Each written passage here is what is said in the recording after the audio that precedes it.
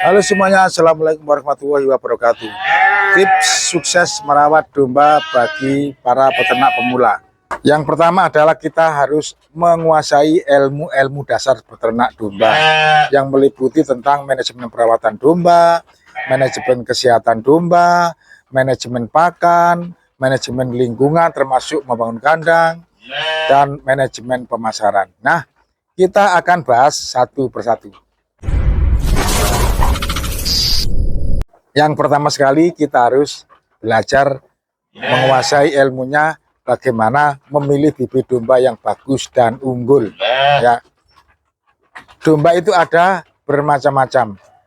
Yang kita kenal di sekitar peternak ini adalah ada domba lokal dan ada domba keturunan dari persilangan antara domba impor dan domba lokal yang disebut crossing. Ya, domba-domba crossing itu misalnya domba crossing merino, crossing Texel, crossing Suffolk, crossing Awasi, crossing Dorper, ekor gemuk, dan lain sebagainya. Biasanya dari domba-domba impor itu tadi yang F1 misalkan begitu dikawinkan dengan domba lokal, hasilnya jadi crossing. Crossing itu istilahnya persilangan ya. Gitu. Nah, kita harus memilih yang bagaimana? Apakah memilih yang persilangan dari merino, persilangan dari Awasi, persilangan dari Dorper atau lokal saja, itu terserah Anda ya. Itu. Yang kedua, kita harus mengerti bagaimana membangun kandang. Kandang yang kita persiapkan itu kandangnya seperti apa ya? Apakah seperti ini, seperti yang di latar belakang video ini, atau membuat yang lebih bagus lagi, atau dibuat kelimpraan saja? Menurut saya menyarankan kepada Anda untuk membuat setidak-tidaknya kandang panggung seperti ini. Di samping mudah membersihkannya, juga domba-domba kita akan terjamin kesehatannya. Ya. Dari bangunan kandang panggung, kita bagi berpetak-petak. Misalkan kita buatkan untuk koloni dulu. Untuk koloni itu semua domba masuk di satu tempat, satu petak. Misalkan satu petak itu ukuran 4 meter kali 3 meter, itu bisa diisi sampai 15-20 ekor. Jadi pejantan satu betinanya 19 ekor. Itu bisa ya. Kemudian kita membuat petak lagi. Petak untuk domba-domba betina yang sedang bunting. Jadi ketika domba yang sedang bunting jangan dicampur dengan domba-domba pejantan atau domba-domba yang belum bunting di koloni tadi. Yang sudah bunting kita ambil, kita masukkan ruangan yang khusus ya, petaan yang khusus untuk domba-domba bunting. Nah, setelah domba-domba bunting tadi itu hendak melahirkan, mungkin kurang 1 bulan atau 2 minggu gitu, itu kita ambil, kita taruh, kita sendirikan agar ketika dia melahirkan menjadi nyaman dan aman. Anaknya juga tidak terinjak-injak oleh domba-domba betina bunting yang lain tadi itu ya.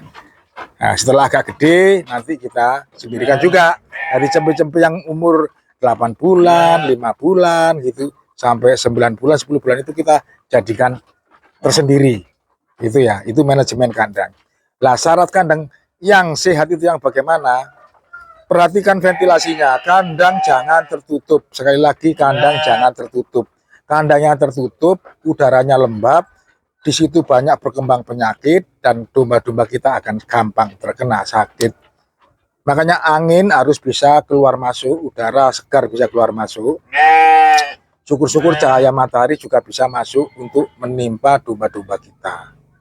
Jangan lupa pula memberi tempat pakan seperti ini. Ya, ini namanya palungan. Namanya palungan. Ini tempat pakan. Kemudian ada lagi nanti diberi di sekitar palungan ini kayak pada minum itu bisa dari bekas sirigen dipotong tadi 2, kemudian dikasih air. Setiap hari airnya diganti. Nah, ilmu dasar yang lainnya apa? Ilmu dasar yang lainnya adalah manajemen pakan. Ya. Jadi kita sekarang ini sudah masuk dalam era peternakan semi insentif, tidak diumbar, tidak dingon, tetapi dikurung seperti ini. Nah, ini kita harus pinter-pinter menyediakan pakan. Pakan yang bagaimana? Pakan itu terdiri dari 2 macam. Ada pakan hijauan segar, ada pakan kering. Ya, pakan hijauan segar itu meliputi rumput dan tanaman-tanaman legum. Tanaman legum itu ya gampang-gampangan tanaman dari kacang-kacangan lah. Ya, dondonnya kacang hijau, dondonnya kacang tanah, dondonnya kedelai, itu namanya kacang-kacangan. Jadi itu tumbuhan kacang-kacangan atau tumbuhan legum itu sangat bagus. Di samping juga rumput ya. Itu seperti indigo vera, ada gamal, ada turi ya, ada turi, ada kelor. Pokoknya yang buahnya itu berpolong seperti kacang, itu disebut tumbuhan legum, itu sangat bagus. Nah, di samping tumbuhan hijauan segar ada lagi tumbuhan kering, semisal rendeng kangkung, kulit singkong yang dikeringkan maksudnya. Terus tumpi jagung, dedak begatul, ada bunggil kelapa, bunggil kedelai, ampas tahu yang dikeringkan, gamblong yang dikeringkan, kulit bawang, kulit kopi, dan lain sebagainya. Itu termasuk pakan kering. Tentang manajemen pakan kita akan membuat video tersendiri. Berikutnya adalah kita harus mempelajari ilmu tentang merawat domba. Domba tidak harus dibiarkan, diberi pakan, diberi minum, ini selesai, enggak. Harus ada perawatan, dan perawatan ini ada ilmunya. Ya, perawatan itu mencakup pemberian pakan. Berapa kali kita memberi pakan? Ada yang 3 kali, ada yang teman-teman itu cuma 2 kali sehari, pagi dan sore. Ada juga yang cuma sehari, ketika jam 4 sore atau jam 5 sore saja. Ya. Jadi pakan tidak harus full terus sepanjang hari di palung ini. Sebanyak apapun domba ini kalau kita beri pakan mesti habis. Kalau sudah cukup, jangan dikasih pakan yang berlebihan. Kemudian ketika memberi pakan itu kita juga memeriksa kondisi kesehatan domba-domba kita. Mungkin matanya sakit, mungkin pilek, mungkin ada bibit-bibit congoren itu, orep atau kutis di telinga-telinganya, itu kita periksa sambil memberi makan. Atau ada yang kembung, ada yang tidak nafsu makan. Itu ketika ada domba yang sakit, segera kita obati atau kita isolasi dulu di tempat yang terpisah, biar tidak menular kepada domba-domba yang sehat. Kita sembuhkan, setelah sampai sembuh betul, kita kembalikan ke koloni. Manajemen perawatan itu juga mencakup tentang bagaimana kita melakukan program vaksinasi. Program vaksinasi ini harus wajib dilakukan terhadap domba-domba kita, agar domba-domba kita tetap sehat, tangguh, ya, kebal terhadap serangan-serangan penyakit. Terus bagaimana cara memvaksinasi? Padahal saya masih pemula. Vaksinasi kita minta tolong mantri atau dokter hewan atau peternak-peternak senior yang sudah biasa memberi vaksin kepada domba-dombanya. Karena vaksin itu macam-macam, mulai dari antrak, BMK, sampai macam-macam lah ya. Berikutnya adalah ketika kita hendak beternak, misalkan kita beternak breeding, yaitu beternak dikembangbiakan, ada pejantan, ada betina, kemudian kita nanti mengharap ada cempe-cempe yang lahir itu, maka tentu kita akan memilih atau menyediakan bibitan indukan yang bagus. Ya. Indukan yang bagus dan baik itu yang bagaimana? Ya, tidak selalu dari genetik crossing itu baik. Tidak selalu dari genetik keturunan domba lokal itu jelek. Jadi meskipun crossing ada juga yang buruk, meskipun lokal ada juga yang baik. Nah, ciri-cirinya domba yang baik itu yang bagaimana? Kalau kita mau membeli. Nah, pertama sekali kita membeli saja di peternak yang terpercaya, peternak yang sudah senior dan berpengalaman. Membeli domba di situ. Kemudian kita tanyakan, ini anakan dari mana?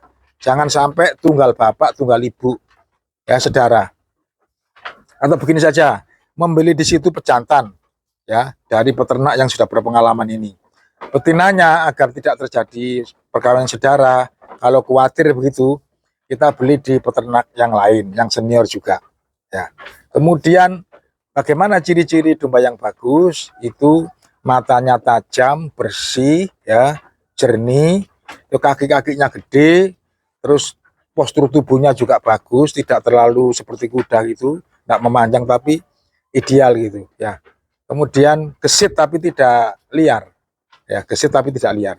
Telinga-telinganya bersih, kaki-kakinya tidak ada yang cacat, ekornya juga begitu. Kemudian apa namanya alat kelaminnya itu ada 2 buah jakarnya itu lengkap, itu betinanya juga begitu. Susunya dan ambingnya juga bagus, bersih, jangan sampai terkena mastitis.